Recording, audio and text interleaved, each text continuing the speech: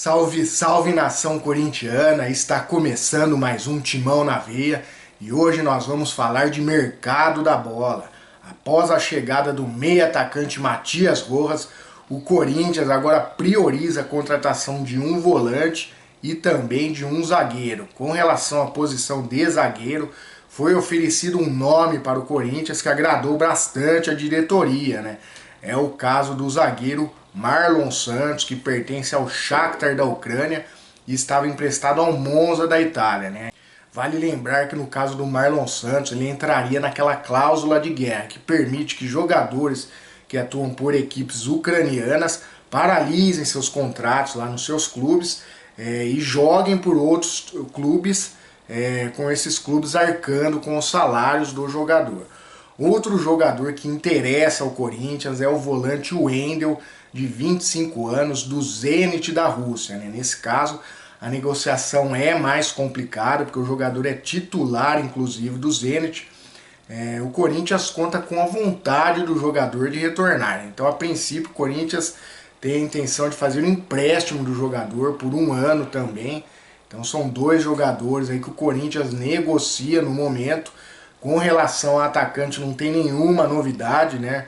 A situação financeira do Corinthians, que é complicada, aí, cada vez surgindo aí um jogador processando, o Corinthians correndo risco de transfer ban. Então é difícil aí que o Corinthians consiga trazer um nome de peso para ataque, a não ser que aconteçam novas vendas, né? Agora, com relação a possíveis saídas, né?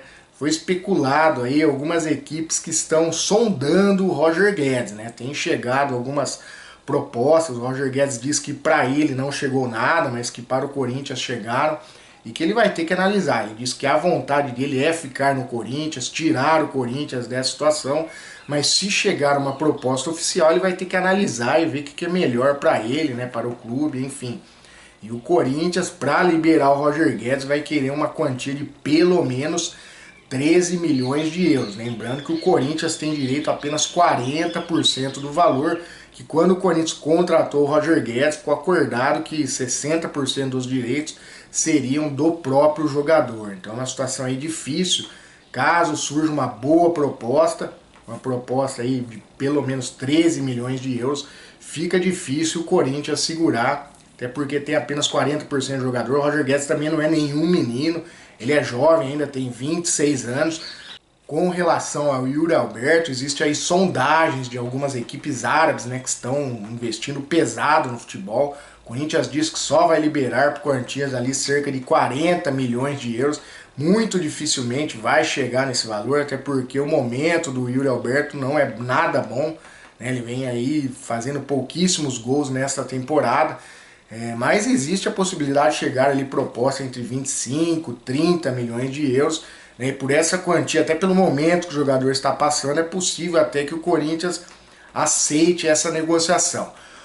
E o Corinthians corre o risco de perder mais uma joia das categorias de base. Trata-se do atacante Giovani, que jogou o Sul-Americano e o Mundial Sub-20 pela seleção brasileira, embora ele tenha sido aí pouco aproveitado pelo treinador Vanderlei Luxemburgo, né? A Juventus da Itália andou soldando o jogador, né? Não se sabe ainda se vai tentar contratação em definitiva ou se vai fazer primeiro o empréstimo, o que é mais provável. A diretoria do Corinthians espera, né, conseguir aí entre 3 a 6 milhões de euros, né? Então tá aí, o Corinthians pode perder mais uma joia das categorias de base, né? Outro jogador da base que pode sair é o zagueiro Murilo, né? Se vier alguma proposta boa aí, acima de 10 milhões de euros, é provável que o Corinthians aceite negociá-lo. E o volante Fausto Vera. No caso do Fausto Vera, o Corinthians acho que só vai aceitar negociação por valores acima de 12 milhões de euros. Então, no momento, são essas as especulações a respeito de mercado da bola no Corinthians, né? Esperamos que tenhamos alguma surpresa aí nesta semana. Lembrando que a janela abriu agora no dia 3 de julho. Então é isso aí, nação corintiana. Por hoje nós vamos ficando por aqui. Timão na veia e vai Corinthians!